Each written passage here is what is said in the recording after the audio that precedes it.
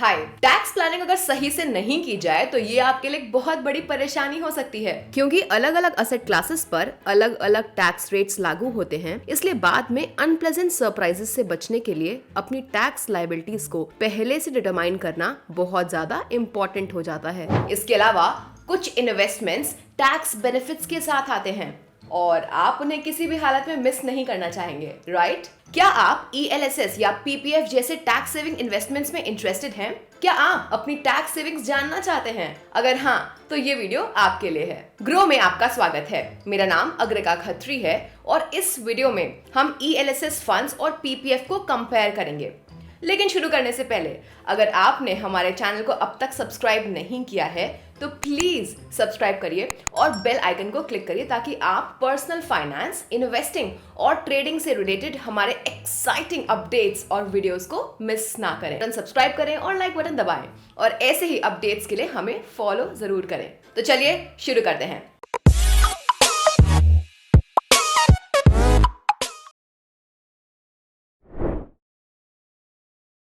ELSS क्या है? ELSS का मतलब इक्विटी लिंक्ड सेविंग स्कीम होता है। ये एक टाइप का टैक्स सेविंग म्यूचुअल फंड है जिसमें पोर्टफोलियो का मेजर पार्ट इक्विटी और इक्विटी से जुड़े इंस्ट्रूमेंट्स में इन्वेस्ट किया जाता है। इक्विटी में असेट्स का मिनिमम 80%। आप शायद ये जानकर के सरप्राइज हो जाएंगे कि 80C के अंडर अवेलेबल सभी टैक्स सेविंग इन्वेस्टमेंट्स में से ELSS में केवल 3 साल का सबसे छोटा लॉक इन पीरियड है। इतना ही नहीं, ELSS फंड्स 10 से 12% के करीब एवरेज रिटर्न्स भी जनरेट करते हैं, जो टैक्स सेविंग्स कैटेगरी में सबसे ज्यादा है। डिविडेंड्स पे आउट के अलावा यदि आप रेगुलर पेमेंट्स रिसीव करना चाहते हैं तो डिविडेंड पे आउट्स के अलावा इन्वेस्टर्स अपने ELSS इन्वेस्टमेंट्स पर कैपिटल अप्रिसिएशन के बेनिफिट्स भी पा सकते हैं। तो चलिए अब समझते हैं कि PPF क्या होता है। दोस्तों, PPF का मतलब है public provident fund. PPF scheme को मिनिस्ट्री ऑफ फाइनेंस के नेशनल सेविंग्स इंस्टीट्यूट द्वारा लोगों के बीच छोटी सेविंग्स को बढ़ावा देने के लिए शुरू किया गया था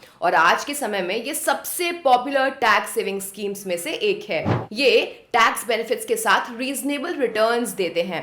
PPF fixed income instruments category में सबसे हाई इंटरेस्ट रेट्स ऑफर करते हैं। फाइनेंशियल ईयर 2022-2023 के थर्ड क्वार्टर यानी कि अक्टूबर से दिसंबर के लिए इंटरेस्ट रेट 7.1% फिक्स किए गए हैं। क्योंकि PPF स्कीम को गवर्नमेंट ऑफ इंडिया द्वारा बैक किया जाता है, ये कैपिटल की सेफ्टी यानी कि आपके द्वारा इन्वेस्ट किए गए प्रिंसिपल अमाउंट की सेफ्टी की गारंटी देते हैं और गारंटीड इंटरेस्ट रेट्स भी ऑफर करते हैं। PPF 15 साल के लॉक इन पीरियड के साथ आते हैं, जो इसे लॉन्ग टर्म सेविंग्स और रिटायरमेंट प्लानिंग के लिए आइडियल बनाते हैं। और इतना ही नहीं, PPF में किए गए कोई भी डिपॉजिट इनकम टैक्स एक्ट के सेक्शन 80C के under ₹1.5 lakh per annum tax के टैक्स डिडक्शन के लिए एलिजिबल हैं। सो आइए अब PPF और ELSS के टैक्स ट्रीटमेंट के बारे में डिटेल में जानते हैं। सो PPF एग्जेम्प्ट यानी कि EEE टैक्स रेजिम के अंडर आते हैं। EEE स्टेटस का मतलब होता है कि PPF में ₹1.5 लाख पर एनम तक का इन्वेस्टेड अमाउंट, अर्न किया गया इंटरेस्ट और विड्रॉल के टाइम का मैच्योरिटी अमाउंट सभी के सभी टैक्स फ्री होते हैं। लेकिन ये ध्यान में रखना इंपॉर्टेंट है कि आप एक से ज्यादा PPF अकाउंट नहीं खोल सकते हैं और deposit amount ₹1.5 lakh per annum से ज्यादा नहीं हो सकता है। ELSS फंड्स भी इनकम टैक्स एक्ट 1961 के सेक्शन 80C के अंडर टैक्स रिडक्शन के लिए क्वालिफाई के होते हैं। इस सेक्शन के अंडर ELSS इन्वेस्टर्स हर साल, हर फाइनेंशियल ईयर में 1.5 लाख तक के टैक्स डिडक्शन के लिए एलिजिबल हैं।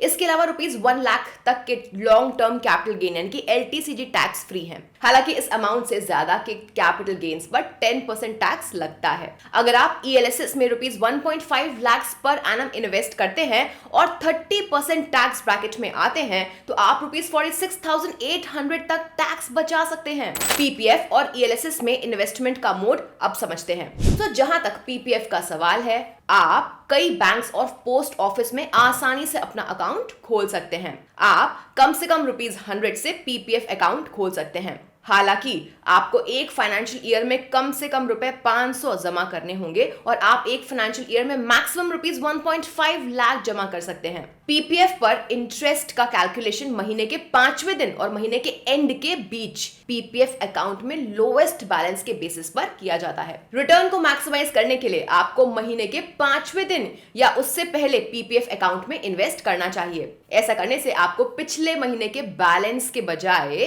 करंट महीने के बैलेंस पर इंटरेस्ट मिलेगा। अगर आप एक साल में पीपीएफ अकाउंट में लमसम अमाउंट इन्वेस्ट करते हैं तो मैक्सिमम रिटर्न्स हासिल करने के लिए फाइनेंशियल ईयर की 1 अप्रैल से 5 अप्रैल तारीख के बीच डिपॉजिट करना एक आइडियल ऑप्शन होगा। किसी भी अदर म्यूचुअल फंड्स की तरह ईएलएसएस फंड्स में भी एसआईपीज और लमसम मेथड के थ्रू इन्वेस्ट किया जा सकता है। लमसम के कंपैरिजन में एसआईपी को बेहतर इन्वेस्टमेंट मोड माना जा सकता है क्योंकि ये रिस्क को कम करता है, फ्लेक्सिबिलिटी ऑफर करता है और बेहतर रुपी कॉस्ट एवरेजिंग ऑफर करता है। एसआईपी एक अच्छा तरीका क्यों है? ईएलएसएस में एसआईपी के थ्रू इन्वेस्ट करने के फायदे हैं। आप अपने इन्वेस्टमेंट्स को पूरे साल में स्प्रेड करके रिस्क को कम करते हैं। जैसे जैसे आप इन्वेस्ट करते हैं वैसे वैसे यूनिट्स की परचेज प्राइस को शेयर मार्केट लेवल्स के बेसिस पर एवरेज कर सकते हैं। लमसम इन्वेस्टमेंट्स के कंपैरिजन में छोटे अमाउंट्स में किए गए रेगुलर इन्वेस्टमेंट्स आपके वॉलेट पर प्रेशर नहीं डालते हैं। पीपीएफ और ईएलएसएस ज्यादा लिक्विड इंस्ट्रूमेंट क्या होता है? ईएलएसएस के कंपैरिजन में पीपीएफ का एक बड़ा डिसएडवांटेज है जो कि उसका लॉक इन पीरियड है। पीपीएफ अकाउंट में किए गए इन्वेस्टमेंट्स में 15 साल का लॉक इन पीरियड होता है, लेकिन अगर आप और लंबे पीरियड के लिए इन्वेस्टेड रहना चाहते हैं तो आप ऐसा करना जारी रख सकते हैं, यानी कि आप एडिशनल कंट्रीब्यूशन करते हुए या बिना करते हुए।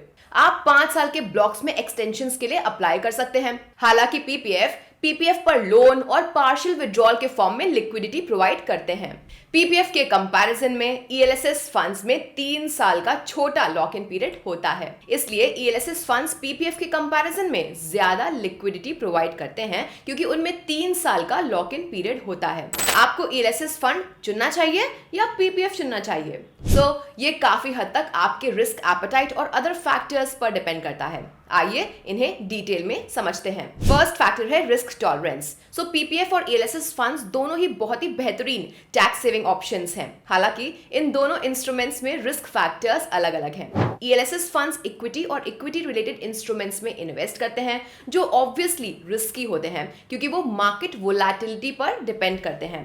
ये कंजर्वेटिव इन्वेस्टर्स के लिए एक अच्छा ऑप्शन नहीं होता है। हालांकि क्योंकि उनके पास लॉन्ग टर्म में हाई रिटर्न जनरेट करने का पोटेंशियल होता है, ईएलएसएस फंड्स एग्रेसिव इन्वेस्टर्स के लिए एक बेहतर ऑप्शन हो सकते हैं। दूसरी ओर पीपीएफ गवर्नमेंट द्वारा बैक्ड होते हैं और कई फिक्स्ड इनकम इन्वेस्टमेंट्स के कंपैरिजन में ज्यादा इंटरेस्ट रेट्स ऑफर करते हैं, इसलिए ये कंजर्वेटिव इन्वेस्टर्स के लिए सही ऑप्शन होते हैं। सेकेंड है टेन्योर। पीपीएफ जैसा कि हम पहले जान चुके हैं इललिक्विड इंस्ट्रूमेंट्स होते हैं। इसमें 15 साल का लॉक इन पीरियड होता है जो उन्हें रिटायरमेंट प्लानिंग या फिर फ्यूचर में आपके द्वारा एक्सपेक्ट किए गए कोई और बड़े खर्चे के लिए आइडियल बनाता है। इसके ऑपोजिट ईएलएसएस फंड्स ज्यादा लिक्विड होते हैं जिसमें 3 साल का लॉक इन पीरियड होता है और आप अपने लॉन्ग टर्म फाइनेंशियल गोल्स को अटेन करने के लिए जब तक चाहें तब तक इन्वेस्टेड रह सकते हैं आराम से। Next, tax benefit. जैसे कि हम पहले भी डिस्कस कर चुके हैं, ईएलएसएस फंड्स और पीपीएफ दोनों इनकम टैक्स एक्ट के सेक्शन 80C के अंडर हर फाइनेंशियल ईयर में आपको रुपीस 1.5 लाख तक के टैक्स डिडक्शन के लिए क्वालिफाई करते हैं। लेकिन ये याद रखें कि पीपीएफ ट्रिपली एग्जेम्प्ट टैक्स रेजिम के अंडर क्वालिफाई करते हैं और दूसरी ओर ईएलएसएस फंड्स में रुपीस 1 लाख से ज्यादा के किसी भी कैपिटल गेन्स पर 10% एलटीसीजी टैक्स लगता है। अब हम कंक्लूजन पे आ चुके हैं। तो दोस्तों, मार्केट में इन्वेस्टमेंट्स ऑप्शंस की कोई भी कमी नहीं है। हालांकि सही इन्वेस्टमेंट्स करने के लिए स्किल्स और सही अप्रोच दोनों ही नेसेसरी होते हैं। किसी भी इन्वेस्टमेंट में इन्वेस्ट करते समय lock in period, life stages और रिस्क टॉलरेंस जरूर चेक करिए। तो दोस्तों, आज के लिए बस इतना ही। अगर आपको ये वीडियो पसंद आई है तो प्लीज हमें कमेंट सेक्शन में बताएं और इसे अपने दोस्तों और फैमिली के साथ शेयर करें। साथ ही हमारे प्यारे व्यूअर्स, यदि आप ऐसे और वीडियोस देखना चाहते हैं और आपने अभी तक हमारे चैनल को सब्सक्राइब नहीं किया है तो प्लीज सब्सक्राइब करिए। बेल आइकन ठीक नीचे है। आपके टाइम के लिए थैंक यू सो मच। हम बहुत ही जल्द आपसे फिर से एक और इंटरेस्टिंग और एजुकेशनल वीडियो के साथ मिलेंगे। तब तक के लिए bye bye.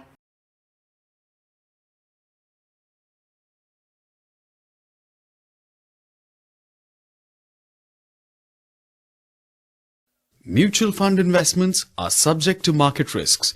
Read all scheme-related documents carefully.